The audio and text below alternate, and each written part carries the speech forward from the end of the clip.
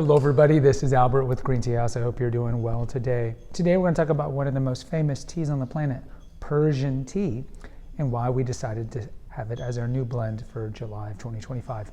Now before we begin, if you haven't been here to Green, Texas, which is a little hamlet in New Braunfels, Texas, halfway between San Antonio and Austin, come visit us. We'd like to meet you.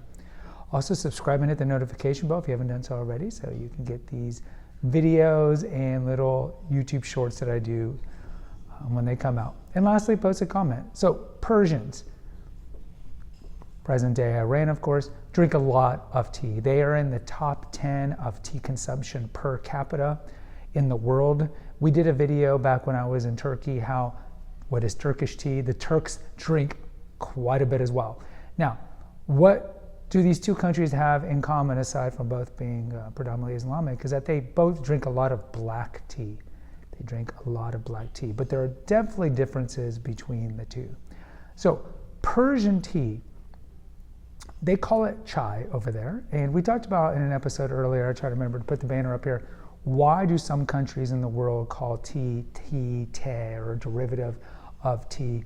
And why do some of them call it chai, sai, something, a derivative of that? So in Iran, they do call it chai. And it is very ingrained in the culture over there.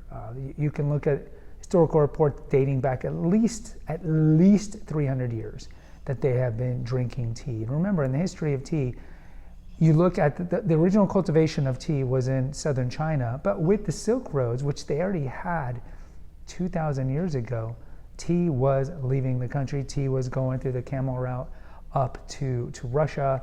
And so tea eventually did get to Persia, and eventually, because it was taken out of India once the tea plant was being cultivated in India, eventually it was planted in the Caspian region of Iran, in northern Iran. So they do have their own domestic tea cultivation.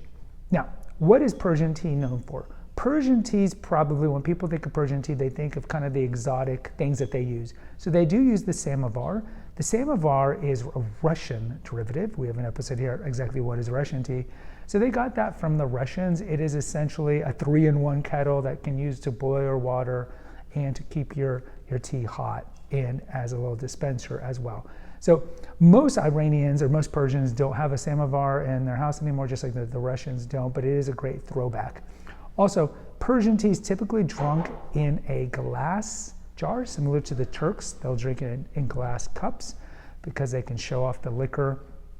And in most places in Iran, they will not drink their Persian tea with milk. They will drink it with a lot of sugar, but not with milk. So Persian tea is typically going to be a black tea. Now, historic Persian tea is going to be using lighter black. So they wouldn't use like an Assam from eastern India. They're not going to be using lapsang or anything like that. They're going to be using the Ceylons typically. So the typical kind of classic Persian tea is going to be using a Ceylon tea from Sri Lanka because those tend to be light teas. We have episodes here on what is Ceylon tea, and we do use Ceylon tea, especially for our cold teas. And then what they're going to do is add things post-brewing to it. So in most Iranian homes, they're going to add rose petals, they're going to add saffron, maybe some cinnamon sticks to it. But for our Persian blend, we're going to throw these things already in the blend simply because for retail sake and packaging, it's easier to do it that way.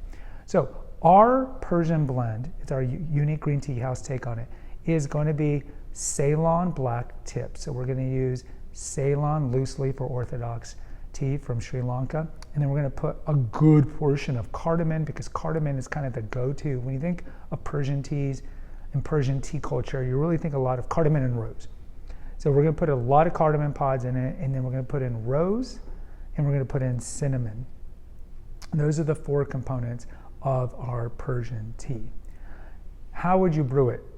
You brew it around 200 degrees. I would brew it for about 5 minutes, which is kind of the classic go-to that we recommend for most of the black teas that we sell here, and you can definitely reuse the leaves. You'll notice in the Persian tea that it has a great liquor to it and a great just visual aesthetic, and it's just very light, fragrant, very aromatic. And that's really because of the cardamom in it and the rose that really just brings this great aroma to it. So in closing, what is Persian tea? Persian tea is a black tea. Sometimes you see a derivative or a corruption of the classic where they use Earl Grey instead of using a Ceylon, or sometimes a Darjeeling, they'll use a Darjeeling. And that's the influence of India nearby. But normally it's a Ceylon black tea where they add a lot of sugar, they drink it in glass teacups. And an interesting thing that the Persians do sometimes is they'll put the sugar cubes. They love the visual aesthetic of actual sugar cubes, and they'll put the sugar cube in their mouth. So when they drink it from those glass cups, the hot tea hits the sugar cube and starts to melt it. So when you drink it, the sweetness kicks in. And they'll also use these dried sugar kind of sticks. They look like hard sugar candy, these sticks. And sometimes they'll put them in the cup and have it melt in there. So again, the tea culture is very, very strong. Coffee culture is not strong in Iran. It is a tea drinking country, and we wanted to bring some of that aesthetic here to Green Tea House in Texas. Guys, post in the comments. I'd love to hear from you if you've ever had Persian tea. Until next time, take care and God bless.